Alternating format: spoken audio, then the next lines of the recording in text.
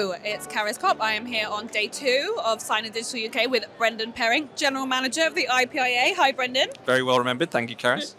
You were here yesterday. I was not. Why don't you talk a little bit about kind of the vibe yesterday, what we're feeling from the show this year? Yeah, sure.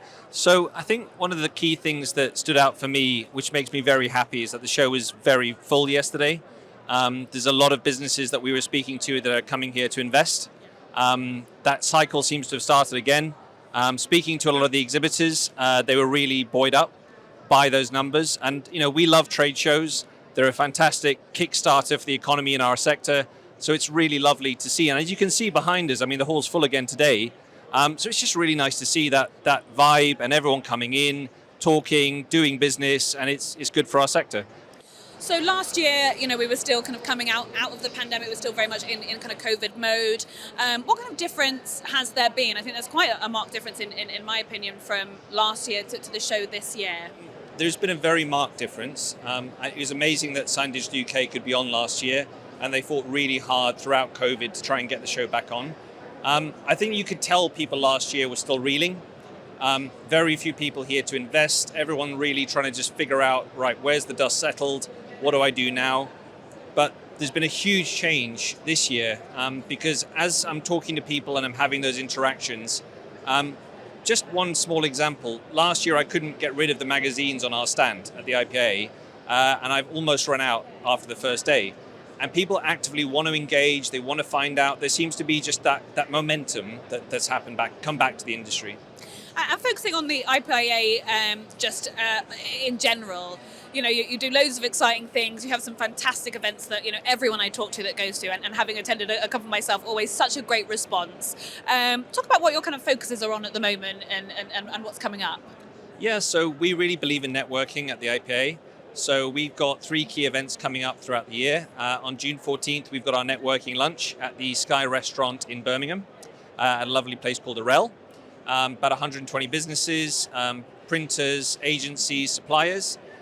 Then we've got our conference at the Manufacturing Technology Centre in Coventry on the 31st of August. That'll be about 3 hours of critical industry content, 3 hours of networking and a small expo. And then at the end of the year, we've got our big gala dinner, which is about 24 exhibitors, a networking lunch, and then our AGM, and then a big gala dinner and celebration, which you have come to yourself on a couple of occasions, our awards night. And again, it's just about bringing together all the different parts of our supply chain, also bringing in agencies from outside our industry in, and getting everyone to talk and do business.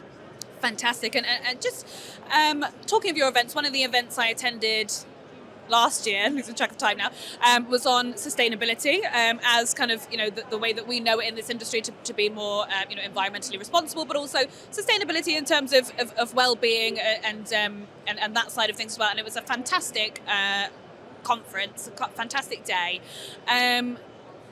We've got EcoPrint coming up. How important is sustainability? How are you? It's quite an open question, but I guess you're hearing more from your members about it. Give us your take as general manager of the IPAA. Yeah, so it is. There's been a few false dawns when it comes to the momentum needed for sustainability, companies to reduce their carbon footprint, to understand why they need to do that. But I would say the momentum is now here to stay. So many of our print businesses are calling us now saying, how do I get started? What do I do? Because their customers are asking them for it. Whereas maybe 5 years ago, they might say, oh, have you got a recyclable substrate? Yeah. Or is your paper FSC certified? Or do you have some sort of accreditation we can just put on this sheet? Now it's very involved. What's your carbon footprint? How do you measure it? Is it scientifically based? Is it UCAST? How can we recycle this at end of life? Can you give us a recycling company? So it's now the brands are not content anymore to pay lip service. It needs to be signed, sealed, and delivered, and they need to prove from the printer that they are sustainable, that it is the most environmentally friendly option. So the reality is, if print businesses in our industry don't move now and start to seriously understand how they can make that the norm, and it's not an odd thing to have that as a solution, they will become less competitive in the years ahead.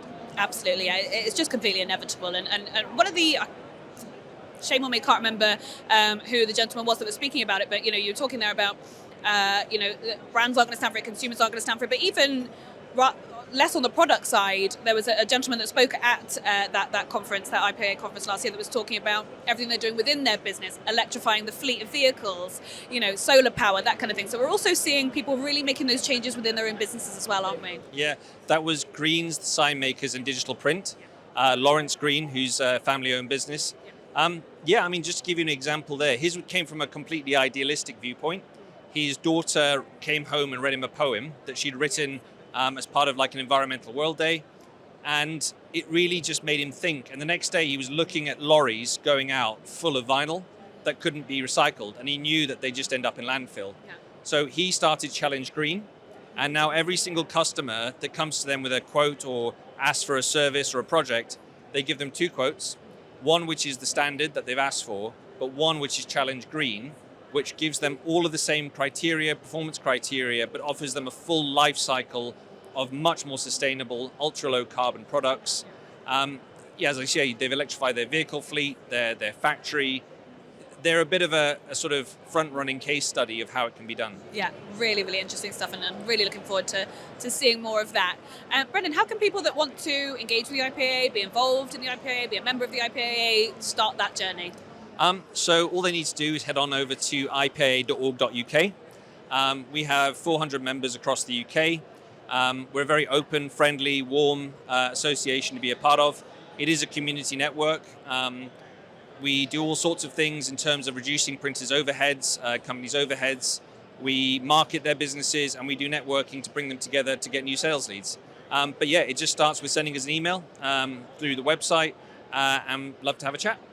Fantastic, and also some of the IPAA events are open to non-members. You can buy a ticket and come along, and that would be a great chance, I guess, to talk to some members if you are interested and do it that way as well. So I can recommend that. So Brendan, thank you so much. Thank you very much for the opportunity.